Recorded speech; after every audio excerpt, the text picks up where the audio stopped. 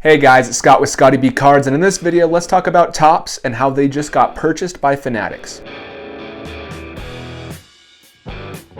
This is a big deal. You know, the biggest hobby news we've had in a very long time, probably since Fanatics got the license for basically the three major sports. Hockey still is by Upper Deck, but Fanatics now has baseball, football, and basketball. That was last August, but now Fanatics just purchased Topps. Wall Street Journal says it's about a $500 million deal. That's a very, very big deal, but at the same time, it's kind of surprising because when Topps tried to go public last year, their valuation was just over $1 billion, and so it's about half of what their valuation was. Well, generally speaking, when you purchase a company, you get more than the valuation, but this is because Topps' values actually dropped quite a bit with the fact they can't produce past 2025. I actually thought this would happen, but I'm very surprised it happened this quickly. I expected it to happen next year after this next season of cards in 2022, but this opens up a lot of new possibilities. First of all, Topps Chrome. That's going to be back for sure with basketball and football, which is really, really exciting. I don't know if they're going to get Panini or buy them as well, but it looks like if they just picked one, it's Topps, and I think that's a very good choice. Fanatics picked well because Topps just has more hobby love and value compared to Panini because Topps has been around since the 1950s. 1951 was its first set. 52 is when it had like the first standardized baseball card. It's been around for a long time, and now we have it continuously moving forward for the foreseeable future, which is a very big deal for baseball card fans. I was concerned we were going to have Fanatics Chrome, we were going to have Fanatics base set, Fanatics Series 1, Fanatics Update, but now it looks like Fanatics has made it very clear their main goal is to take Topps and build upon what they already have in their tradition. I think they realize that the community as a whole, and you can all agree to this, is really tight in a sense where if something happens, we're really quick to call these things out and to get away from a specific person or brand. That's why you have to be diligent, make sure you're not doing anything shady, because if you're caught doing those things,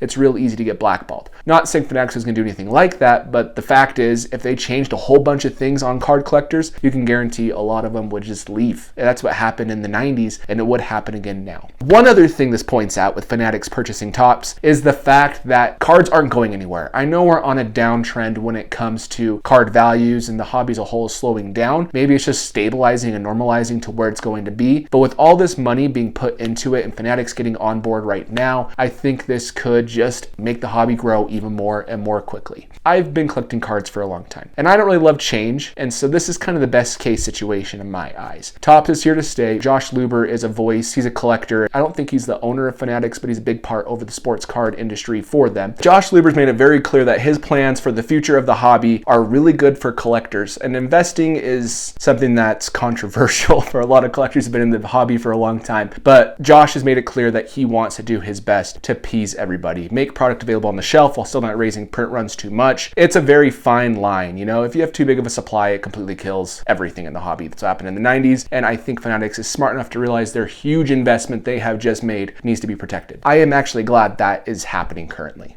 And one last thing I do want to point out is I think baseball cards may get a spike from this. If we have Fanatics producing the first series of cards this year, I don't know how that's all going to work out. It might be too late. Topps may have already gotten everything going where it's not going to happen on the first few sets or even all the sets next year. But let's say Fanatics is involved from the start. I think that a lot of different collectors in different sports may be attracted to baseball for a little while. While we wait to see the fate of Panini in football and basketball, we can see what Fanatics is doing right now. And I think that could help us have some more value on these newer sets. Overall, this is a gut punch to Panini because I don't know if they want to purchase them as well. They might. They really might go after them, and it might be worth their while to get Don Russ, to get these brands. But I think it looks like Topps is going to be the staple of Fanatics moving forward, and as a collector, that makes me very excited. Also, this is for the collectors who like Mookie Betts. He's been a Fanatics exclusive for the last 6 years, 7 years since he was a rookie, so he does not have any on-card autographs since his rookie year in 2014, so he could be back this year, which is pretty exciting for me. But other than that, thank you for watching. Let me know down in the comments below what you guys think of this transaction, if you're excited, pessimistic, and what your thoughts are. Other than that, I'll catch you in the next video. See ya.